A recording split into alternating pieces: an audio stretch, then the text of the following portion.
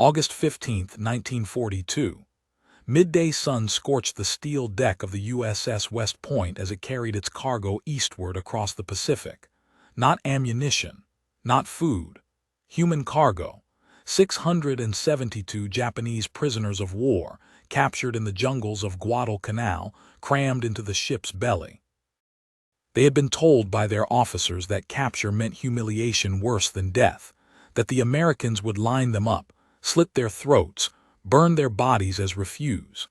They had been told that dishonor would stain not only themselves but their families for generations. And so, when the steel hatches slammed shut and the echo of boots clattered overhead, most of the prisoners sat in silence, waiting for the cruelty to begin. The first sound was not the crack of rifles or the rattle of chains. It was something soft, impossible to place at first. A hiss, a trickle, then a clatter of metal against metal. Sergeant Yamashita, wedged against the bulkhead, thought it was steam escaping from pipes, until the air filled with the scent of rice. American guards appeared at the hatch, their boots thudding on the ladder. They did not carry whips or bayonets. They carried ladles and trays steaming with food, rice, meat, vegetables, hot coffee poured into tin mugs. The prisoners stared in disbelief. For men who had been surviving on half-rotted fish and fist-sized lumps of barley, the trays seemed like hallucinations. Yamashita braced himself, certain it was a trick, that the food was poison, that the guards would laugh as the Japanese collapsed choking on the deck. Yet when the first man bit in, trembling, eyes darting, nothing happened, except that he ate, and ate, and ate until tears ran down his cheeks. The silence of dread was broken by the scrape of spoons, the sound of chewing, and then something no one expected: laughter. Low at first, then louder, a sound these men had not heard in months of jungle fighting. They were supposed to be animals in cages, treated as less than human. Yet here they were, chewing meat too rich for their stomachs, drinking coffee that burned their tongues, staring at guards who gave them seconds without mockery. By the time the ship reached San Francisco, the prisoners had already begun whispering in disbelief. They don't starve us. They give us blankets. They treat us like soldiers. The dock cranes loomed over the bay, unloading crates, swinging barrels. And beyond the piers, the prisoners glimpsed something their leaders had never described: a city alive with cars, lights, and steel bridges that cut across the sky. Not barbarism, not cruelty. Supremacy, yes, but of a kind utterly alien to the propaganda they had been raised on. From the ship to the trains, from the trains to the barbed wire compounds of Wisconsin, Colorado, and Texas, the revelations kept coming. For Lieutenant Shiju Kato, the breaking point came the first night in camp. He lay awake on his cot, certain that the kindness was a mask, that in the dark the guards would slip in and begin the punishment. He listened for boots, for the rattle of a rifle bolt being drawn. Instead, he heard something else, the faint crackle of a radio. Music drifted from the guard station, not military marches, not drums of war. A woman's voice, lilting and smooth, singing of love. It was the first night in months. He allowed his eyes to close without clutching his stomach in hunger. The enemy he had been taught to fear had sung him to sleep.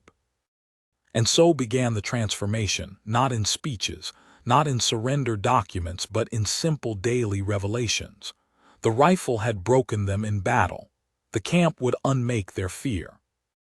The story of how men who once swore to kill Americans without hesitation learned to smile at them, laugh with them, even trust them, begins here, in the long hot summer of 1942.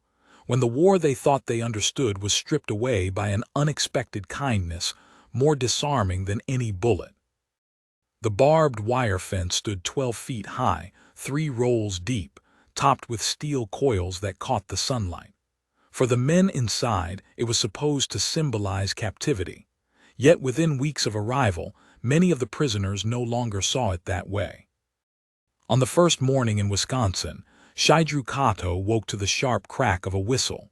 He thought it was an order for punishment drill, the kind imperial officers had used to drive exhausted conscripts through endless marches. Instead, the whistle meant breakfast. Rows of prisoners shuffled into the mess hall. The smell of eggs and bread hit them like artillery. Plates clattered, trays slid down counters, butter melted across toast. Yamashita whispered to Kato, "They feed us more than we had in the jungle." Kato did not answer. His mind was fixed on the absurdity. Their own men back home rationed to thin rice gruel, yet here in the heart of enemy land, prisoners ate like laborers before a harvest. Some refused at first, believing poison would follow. They watched Americans eat from the same kitchens, the same bread, the same steaming coffee. Slowly, suspicion gave way to appetite. Within days, men who had fought at Tenaru and the Matnika were eating 3 meals a day until their belts needed new holes. The camp routine was rigid but never cruel. Work began after breakfast, clearing brush, tending gardens, repairing fences. Men used to hacking through mangrove swamps and choking on malaria air now swung axes through Wisconsin pines, the smell of sap filling their lungs.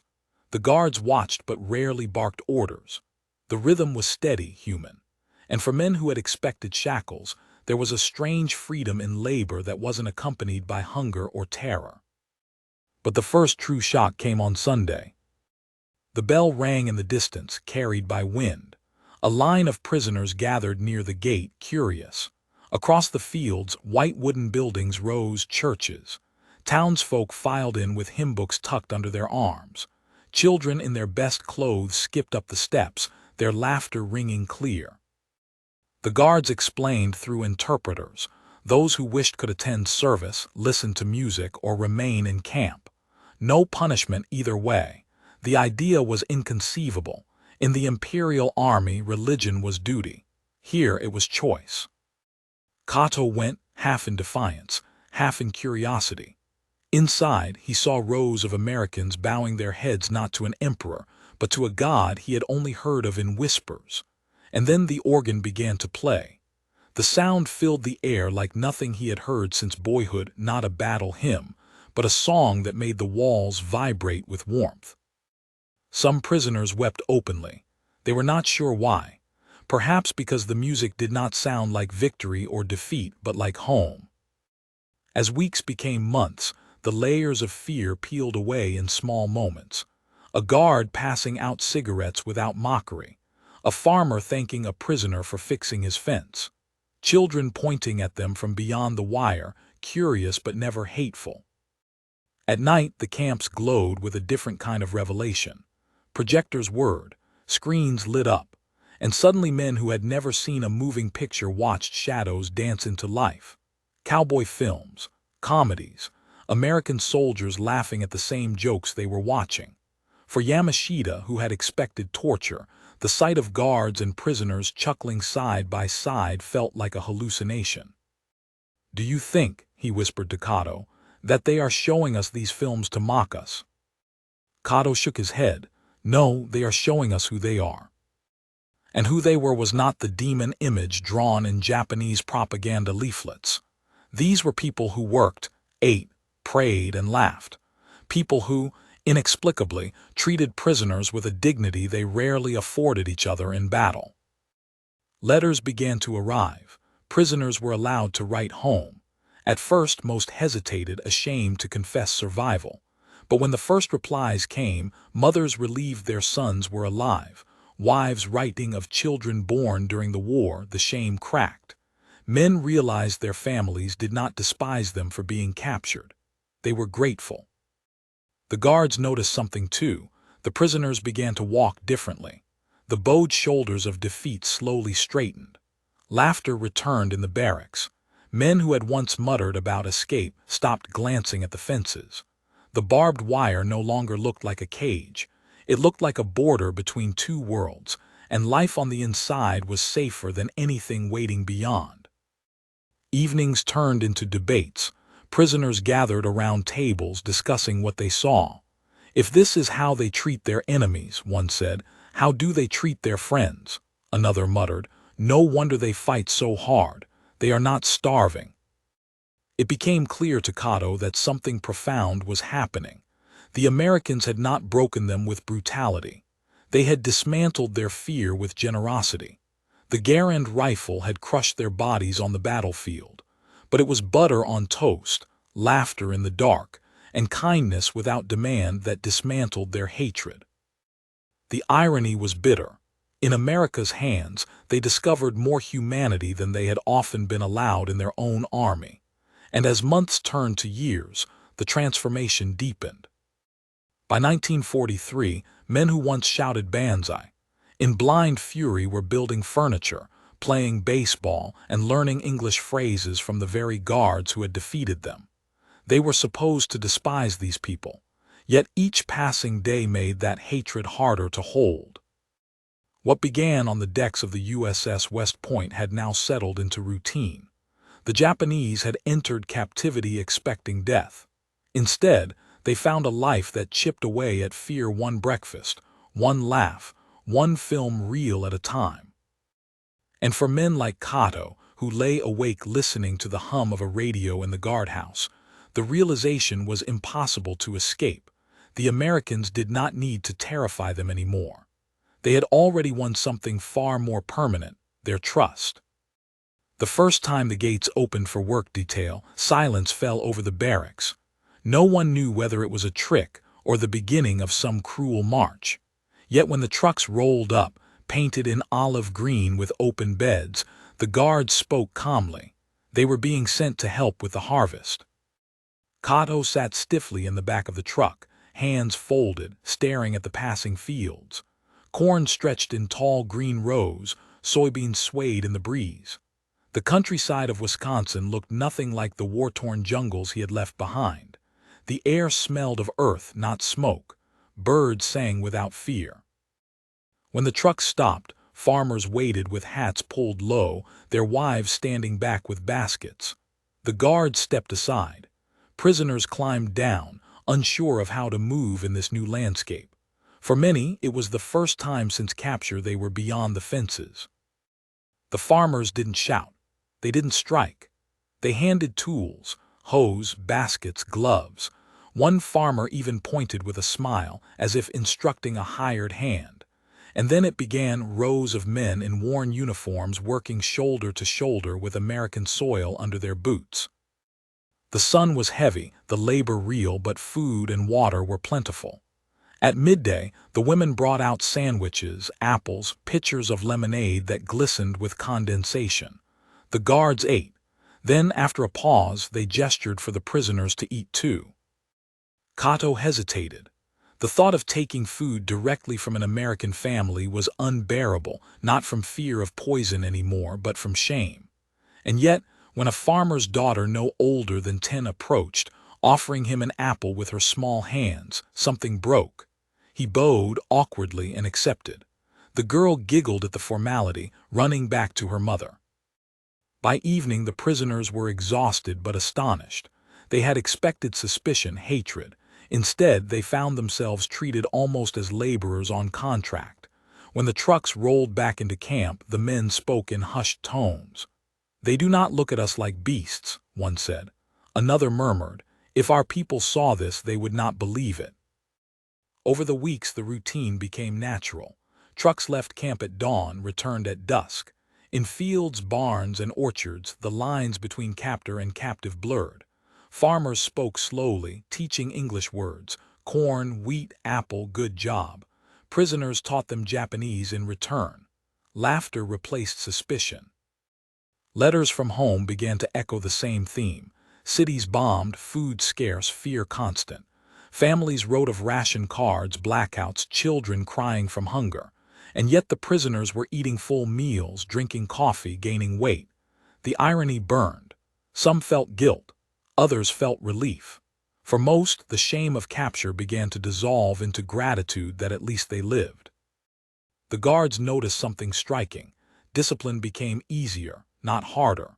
Prisoners worked willingly, sometimes even volunteering for extra shifts. Escape attempts grew rare. Why run into a country where even civilians treated them better than their own officers once had? There were moments, though, when the strangeness cut deep. One autumn afternoon, as leaves turned gold and the chill of northern winds carried across the fields, Kato overheard 2 American farmers talking. They spoke casually, like men trading gossip about sons fighting in the Pacific. One said his boy was stationed on Saipan. Another spoke of letters from New Guinea. The words pierced like a bayonet. The sons of these kind farmers might be the same men Kato's comrades had killed, or who had killed his own. And yet, when the day ended, the same men slapped him on the back, handing him an extra sandwich for the ride home. How could an enemy live in two forms at once, ruthless on the battlefield, generous at the dinner table? In the camp itself, transformations multiplied. Baseball diamonds were carved into open fields. At first the game made no sense: a bat, a ball, bases that seemed arbitrary. But guards explained, demonstrated. Prisoners mimicked the movements, then grew competitive. By the second summer, Japanese teams played Americans in full games, laughter echoing across the wire as if war existed only in memory. Evenings became cultural exchanges. A prisoner who had once been a music teacher found a violin. Another carved shamisen-like instruments from scrap wood. Guards brought harmonicas. Songs mingled, Japanese folk melodies blending with American country tunes. For the first time, the POWs discovered what it felt like not to be feared, not to be hated, but to be part of something shared. But perhaps the greatest shift came with the newspapers. American guards sometimes left papers in the mess hall. At first, the Japanese avoided them. Then curiosity won. They read of Allied advances, of island after island falling, of cities in flames back home. Yet alongside the grim news were stories of ordinary life. Baseball stars, elections, crime in small towns. A world not consumed by hatred but driven by routine. Kato found himself staring at photographs of smiling families in Chicago, advertisements for new refrigerators, pictures of schoolchildren. It was impossible to reconcile with the vision painted in imperial propaganda of Americans as savages without culture or honor. Here, on the printed page, was proof of something entirely different, a society vibrant, prosperous, and strangely free. The prisoners began to talk openly, not of escape but of what life might be after the war. Could they return home and tell their families of what they had seen? Would anyone believe them? Would they even be allowed to speak? One night as snow began to fall, Kato sat near the barrack stove with Yamashita. "Do you fear them still?" Kato asked. Yamashita shook his head slowly. "On the battlefield, yes, but here, no. How can I fear a man who hands me bread when I am hungry?" Silence hung in the air. They both knew the truth. The Americans had destroyed their fear not with guns, but with kindness that demanded nothing in return. By 1944, the camps no longer felt like cages. They were strange, yes. They were filled with longing for home, but they were not places of terror.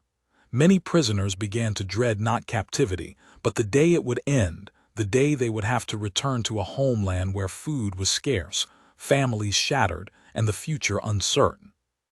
For Kato, the realization was as heavy as it was liberating. The enemy had become human. And once an enemy is human, fear dissolves. Respect replaces hatred. Curiosity replaces anger. And in those quiet Wisconsin nights, as snow blanketed the barbed wire fences, men who had once been willing to die rather than surrender now prayed the war would last just long enough for them to remain where they had unexpectedly found peace. The winter of 1944 pressed hard against the fences. Snow fell thick, muffling the world beyond the wire, but inside the barracks the stove glowed red and the air was heavy with steam from cooking pots. For men who had expected starvation, captivity had become a strange paradox. They were eating more, weighing more, even laughing more than at any time since leaving home. For Kato, this winter marked the turning point. He awoke one morning to the sound of boots crunching on ice, guards bringing in the day's deliveries. The food crates opened flour, sugar, tins of fruit, even coffee beans. He stared at the abundance and felt a pang of disbelief. He remembered his mother's last letter before capture, written in a trembling hand. She had described lines stretching for hours outside rice shops, rations barely enough to keep the family alive. And here, in the land of the enemy, Food was measured not in ounces but in excess. At dinner that evening, Yamashita leaned across the table. "Do you realize," he whispered, "I have gained 20 pounds since arriving. My trousers no longer fit." The men chuckled, slapping his back, but the truth weighed on them. They were thriving in captivity while their country starved. Then came the newspapers. The guards left them deliberately now, aware that the prisoners devoured every word. Headlines shouted of American advances. Leyte Gulf, the Philippines, B-29 raids over Tokyo. The war map in the mess hall, once colored in bold swaths of Japanese red, shrank week by week as black pins marked the advance of Allied forces. Kato studied those maps obsessively. Every island lost was another step closer to home, another reminder that the empire he had once sworn to die for was crumbling. He remembered the speeches of his officers, the promises of victory, the assurances that Japan's spirit would overcome America's machines. But here, surrounded by America's machines, trucks, tractors, radios, endless crates of supplies, the lie was undeniable. Spirit alone could not fill bellies. It could not replace factories. It could not shoot down squadrons of flying fortresses. The men argued late into the night. Some clung to old loyalty. "Japan cannot be beaten," one insisted. "We will rise again." Others, quieter but more numerous, shook their heads. "Open your eyes, we are beaten already." Yet it was not despair that dominated, it was curiosity. If America could feed its prisoners so well, what must life be like for its citizens? How could such a nation be defeated? In spring, work details resumed. The snow melted, rivers swelled, and the trucks rolled again to farms and orchards. This time the prisoners noticed what they had not before, the ease with which Americans lived. A farmer's barn contained tools more advanced than anything in their army depots. Tractors plowed fields in hours that would take men days. Children rode bicycles with chrome handlebars. Women wore dresses in bright colors. Radios played music in kitchens as if war were a distant inconvenience. One afternoon, while stacking hay bales, Kato overheard a farmer's wife humming a tune from the radio. It was lively, playful, nothing like the martial anthems drilled into him since youth. Without thinking, he found himself tapping his foot to the rhythm. She caught him, laughed, and hummed louder. In that moment, the enemy ceased to be faceless. She was simply a woman keeping her household, a mirror of his own mother in a world untouched by hunger. Back in camp, the cultural exchanges deepened. The guards encouraged plays, concerts, even debates. The Japanese prisoners staged kabuki-inspired performances. The Americans clapped enthusiastically, asking questions, even trying on costumes. In return, the prisoners watched baseball games under floodlights, cheering and booing as if the scoreboard mattered. What struck Kato most was the freedom of it all. Here, men spoke without fear of censors. Guards complained openly about politics, joked about the president, criticized generals, and suffered no punishment. To prisoners raised in a nation where dissent meant prison, this openness was both bewildering and intoxicating. By summer 1945, the world inside the fences had become unrecognizable. The prisoners were no longer driven by fear of punishment or shame of capture. They had been reshaped, slowly, into men who no longer trembled at the thought of their captors. Some even sought out the guards for conversation, asking about American families, about states they had never heard of: Kansas, Oregon, Alabama. And then the atomic bomb fell. The news rippled through camp like a thunderclap. Hiroshima destroyed in an instant. Tens of thousands dead. Even the most defiant prisoners fell silent. For days, the barracks was heavy with grief and disbelief. Men whispered about relatives in the city, about the meaning of such a weapon. Some wept openly. Yet when the second bomb struck Nagasaki and Japan announced its surrender, the reaction was more complex. There was sorrow, yes, but also a profound release. The endless speeches, the impossible promises, the demand for death over defeat, all of it had collapsed in a single week. The empire was gone. And with that collapse, fear of America vanished completely. What was left to fear? The victors had fed them, clothed them, sheltered them. They had shown mercy where none was expected. Now they wielded a weapon that could erase a city in a flash, yet still they offered prisoners cigarettes and coffee with breakfast. Kato sat on his bunk, staring at the ceiling as the announcement spread. They would soon be repatriated. For the first time in years, he felt no dread of the Americans around him. Instead, he felt dread of leaving. He thought of the farmer's daughter with the apple. He thought of baseball games, of music shared under the stars, of laughter in the mess hall. He thought of full meals, warm clothes, and the astonishing realization that his captors had treated him better than his own officers once had. That night Yamashita said what many were thinking. I no longer fear them. I fear going home. It was not treason. It was truth. The Americans had broken the prisoners' fear not through cruelty, but through an overwhelming display of strength combined with unexpected humanity. It was a weapon more devastating than bombs, kindness in the face of hatred. And as August turned to September, and preparations began for transport ships to carry them back across the Pacific, the prisoners lay awake in their bunks, wondering how they would ever explain to their families what it meant to live in the land of the enemy, and lose not their lives, but their fear. The announcement of repatriation spread through the camp like a shiver through tall grass. Men stopped in the middle of their baseball games, froze in the barracks with half-tied boots, let spoons rest in bowls of stew as the word sank in. The war was over. They were going home. For weeks, the prisoners had lived in limbo, suspended between surrender and departure, watching as guards relaxed their routines, as newspapers no longer carried headlines of battles but of peace treaties and reconstruction. For many, the idea of home had become almost mythological. They had carried it like a talisman through captivity, believing it would give meaning to their suffering. Yet now, with ships ready to take them back across the Pacific, home was not only distant, it was frightening. Kato sat at his bunk that night staring at the duffel bag issued to each man. Inside were basic supplies, clothes, toiletries, food for the journey. Neat, orderly, American. He thought of the last time he had carried a bag in uniform, setting out for war with a heart full of conviction. That boy was gone. In his place sat a man whose life had been rewritten inside barbed wire. Around him, conversations buzzed in low voices. Some spoke with excitement, eager to see wives and children again. Others were grim, dreading what awaited them in cities rumored to be nothing but ash. A few admitted what many feared to say aloud.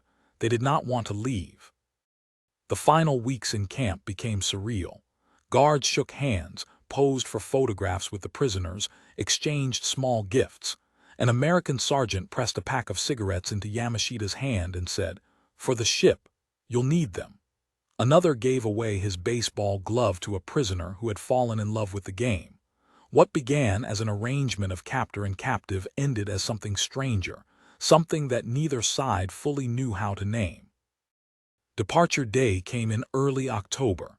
The camp gates swung open for the last time, trucks lined up in neat columns, and guards called names from lists. Men climbed aboard with bags slung over their shoulders, turning to look back at barracks that had once seemed like cages but now felt almost like home. Kato's truck jolted forward. He gripped the wooden rail, watching the camp recede, the baseball diamond, the guard towers, the mess hall chimney still trailing smoke. Memories flickered like photographs. The farmer's daughter with her apple, the harmonica at night, snow falling on barbed wire. For all its strangeness, for all its contradiction, this place had been the safest years of his adult life. At the port, the sight of the ships waiting brought a lump to his throat. Gray-painted hulls, gangways stretching like bridges, sailors calling orders. The ocean smelled sharp and endless. Prisoners filed up the ramps in silence, the weight of departure pressing heavier than their duffel bags. The voyage was long, rougher than their arrival years before. This time, they were not young soldiers bound for conquest but defeated men returning to ruins. Yet the ships were stocked with American efficiency. Hot meals, medical checks, bunks with clean sheets. Some men tried to laugh at the irony. Even in defeat, the enemy ensured their comfort. Others sat in silence, staring out at the horizon, as if hoping the sea would answer questions their hearts could not. When Japan finally appeared on the horizon, it was not the home they remembered. Cities lay flattened, docks were scarred, smoke still rose from industrial ruins. The air smelled not of harvest but of dust and hunger. Families waited on the docks, thinner, older, eyes hollow from years of rationing. Kato stepped ashore with a heart pounding like a drum. His mother stood waiting, clutching a scarf around her shoulders. He embraced her, feeling her bones beneath the fabric, so fragile he feared she might break. She wept, not just from joy, but from relief that he had lived when so many had not. Yet as the days passed, reality set in. Food was scarce. Work was scarce. The emperor's voice had declared surrender, but the humiliation of defeat hung over every conversation. Neighbors whispered of shame. Men who had returned from other fronts kept silent about their time in camps, fearful of being accused of weakness. Kato tried once to explain to his mother what life had been like in America, the food, the kindness, the laughter, but she looked at him as though he were speaking a forbidden language. "Do not say such things," she whispered. "Others will not understand." He learned quickly that silence was safer, and yet in his mind the memories lived on. He dreamed of baseball diamonds, of coffee steaming in tin mugs, of music drifting through camp windows. He remembered how his fear of Americans had dissolved, how he had learned to see them not as demons but as men. In the years that followed, Kato built a life in a Japan struggling to rebuild. He worked, married, raised children. But whenever he heard laughter echoing across a schoolyard or caught the smell of bread baking from a shop, he was pulled back to those unlikely years when the enemy became his teacher, his neighbor, almost his friend. Yamashita wrote to him once, years later. The letter was short, cautious, written in formal phrases. At the bottom, though, a single line broke through. "I still dream of the camp. I still dream of the nights we did not fear." Kato folded the letter carefully, placed it in a drawer, and never spoke of it to anyone. Some truths were too heavy for a defeated nation to bear. But deep inside, he knew. Fear had left him in those years behind barbed wire, and though he carried silence in his homeland, the memory lived on that the war had taught him something no officer ever could. The enemy's greatest power had not been its guns, but its capacity to treat captives as men. For Japanese POWs who returned, life in America became a secret chapter of their lives, one they carried quietly, one that could not be spoken aloud in a society built on sacrifice and shame. But in the privacy of memory, many admitted the same truth. They had lost everything in war except their lives, and in losing their fear of America, they had found, in the strangest way, a path back to humanity.